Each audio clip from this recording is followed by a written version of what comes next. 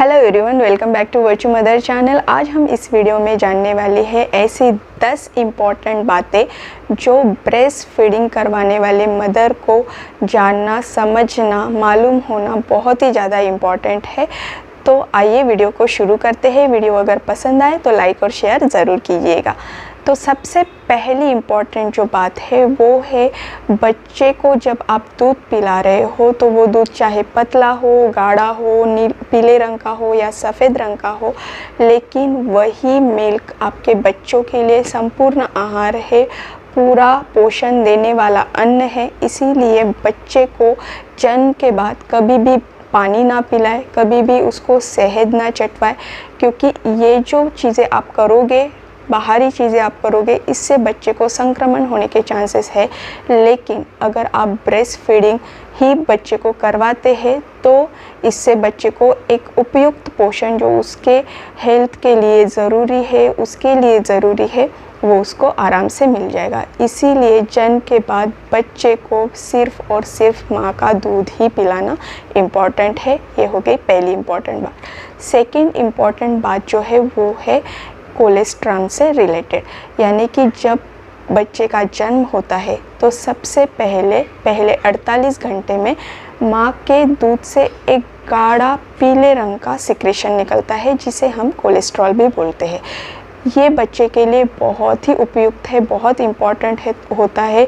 इसमें काफ़ी अच्छे मात्रा में प्रोटीन्स पाए जाते हैं, विटामिन्स रहते हैं, जो कि बच्चे की इम्यूनिटी बिल्ड करने के लिए बहुत इम्पॉर्टेंट होता है। और ये दूध जब ये यानी गाढ़ा सिक्रेशन बच्चे को आप पिलाते हो तो इससे बच्चे की इम्यूनिटी पावर बढ़ के जो भी इन्फेक्शन होने के चांसेस या संक्रमण होने के चांसेस है वो उससे बच्चा बच जाता है।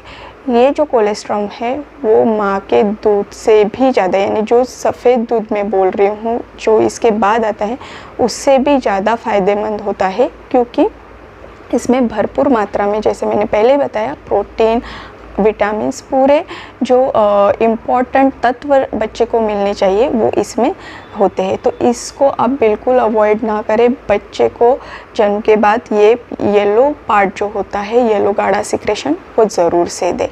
थर्ड इम्पॉर्टेंट चीज़ जो है वो है ब्रेस्ट फीडिंग पोजीशन से रिलेटेड।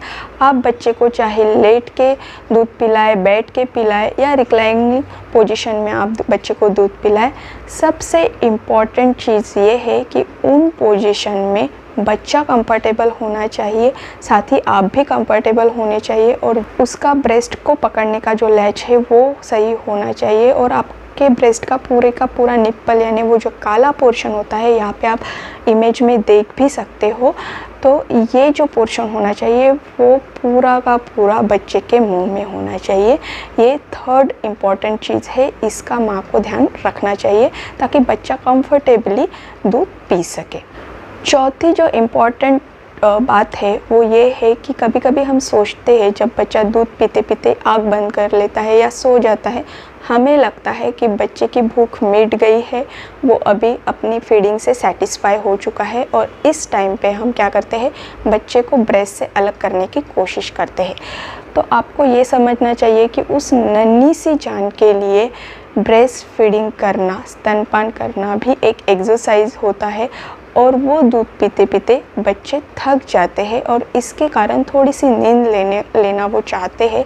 लेकिन हम इस टाइम पे ऐसा सोच लेते हैं कि बच्चे की भूख मिट गई है, वो अपने फीडिंग से सेटिस्फाई हो चुका है, और इसीलिए हम उसको ब्रेस्ट से अलग करवाना चाहते हैं, ब्रेस्ट उसके मुंह से छुड़वाना चाहते हैं। लेकिन आपको ऐसा नहीं करना है। एकदम से बिना सोचे समझे आपको बच्चे को ब्रेस्ट से अलग नहीं करना है, क्योंकि उसकी भूख अभी पूरी नहीं हुई रहती।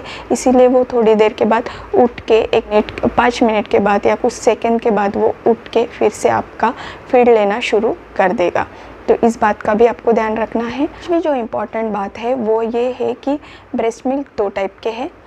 पहला तो foam milk and second hind milk.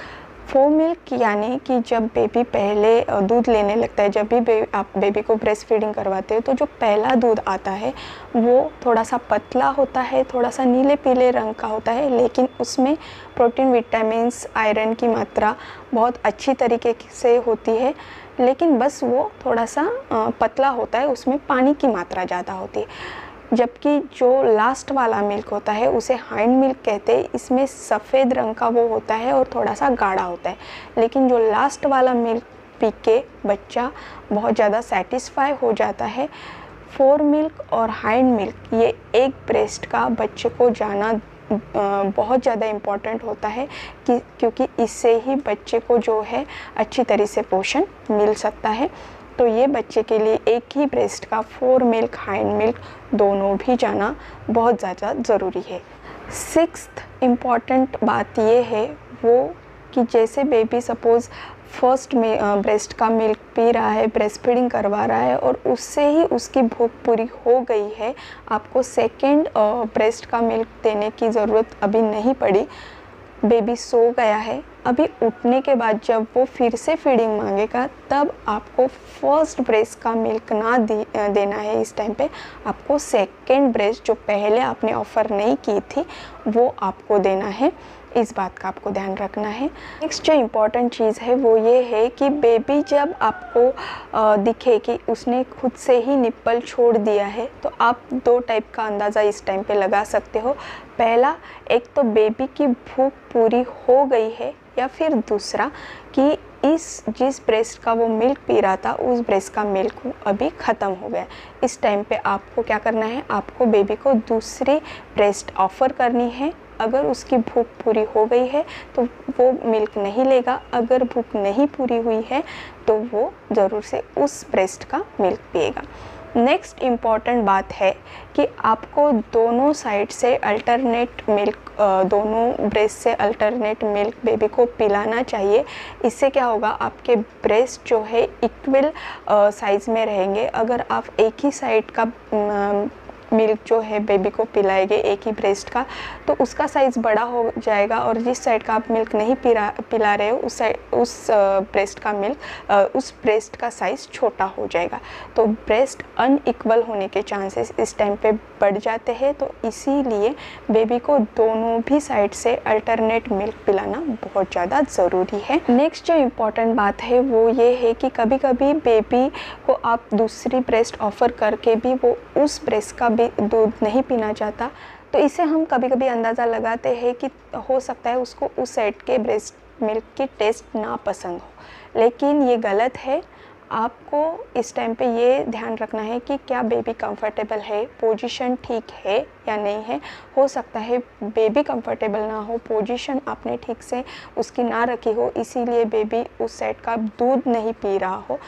लेकिन आपको ये ध्यान ज़रूर रखना है कि दोनों साइड के ब्रेस्ट मिल्क एक ही तरह के होते हैं, एक ही टेस्ट के होते हैं, उसमें कोई डिफरेंस नहीं होता। इसीलिए इस बार आपको ये ध्यान रखना है कि बेबी की जो पोजीशन है वो ठीक है कि नहीं।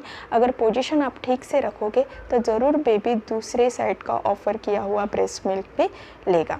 और साथ ही आपको ये भी ध्यान रखना है कि जब भी बेबी ने फीड लिया है तो बेबी को बर्प कराना, उसकी ढकार निकालना बहुत इम्पॉर्टेंट हो जाता है, क्योंकि उसका डाइजेशन अगर ठीक से ना हुआ तो वो दूसरी साइड का ब्रेस्ट मिल्क लेने से भी इनकार कर देगा। इसीलिए इस बात का भी आपको ध्यान रखना है, ढकार ज़रूर से निकालना है। साथ ही पोजीशन भी कंफर्टेबल है या नहीं बेबी के लिए ये भी देखना है। और लास्ट इम्पॉर्टेंट हमारी बात जो है वो ये है कि आपको बेबी को फीडिंग करवाने के बाद जो भी ब्रेस्ट मिल्क आपके ब्रेस्ट में बच जाता है उसको बाहर निकाल देना है, उसको एक्सप्रेस करना है।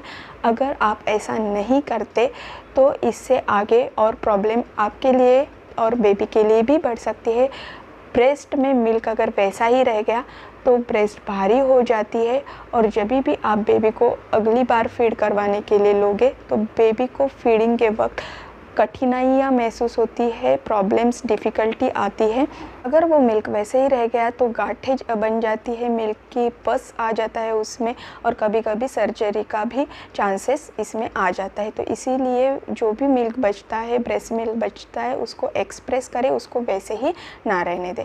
तो बस दोस्तों यही थी हमारी 10 इम्पॉर्टेंट बातें जो हर ब्रेस्ट फीड मदर के लिए जानना इम्पॉर्टेंट है। तो आज का वीडियो आपको कैसे लगा ज़रूर कमेंट करके बताइए। चैनल को भी ज़रूर से सब्सक्राइब कीजिए। तो मिलते हैं एक नए वीडियो में, तब तक के लिए बाय बाय।